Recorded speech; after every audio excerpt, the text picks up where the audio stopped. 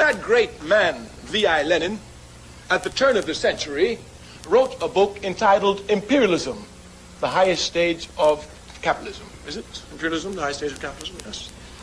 If one would read this little pamphlet, one would see here that Mr. Lenin had precisely pointed out that all of the world had already been conquered and divided by colonial powers. There was no else in the world left to be conquered or divided by colonial powers.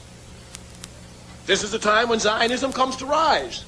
Zionism comes to look for a state when everywhere else in the world is already dominated.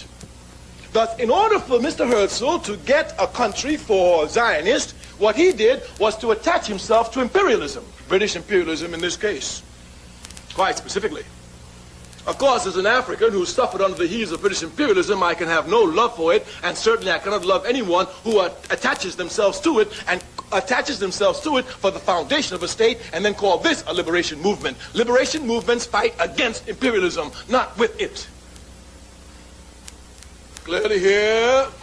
Yes.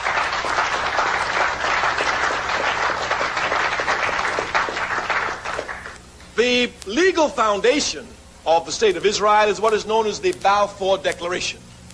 This declaration was issued in 1917.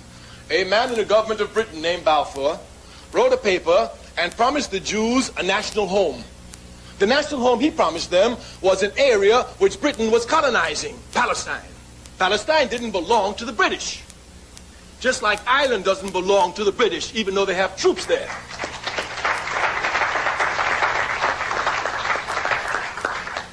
But here, these British imperialists signed a note and gave it to the Jews, and they accepted it. Where is the morality for this? If you say that Israel belongs to you, then you don't go to a thief to get Israel, you go and take it. Once you go to an immoral being such as British imperialism, and this is the basis for you getting the land, then clearly here those who are truly liberation fighters must question this. The basis, we say, is the Balfour Declaration, and Zionists know it.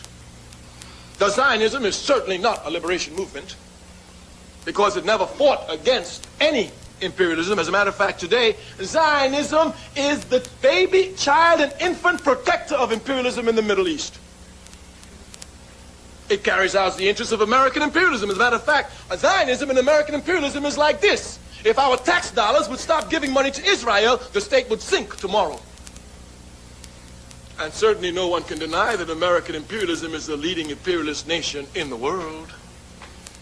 So we cannot see how a liberation movement is so tied, string and ham to American imperialism.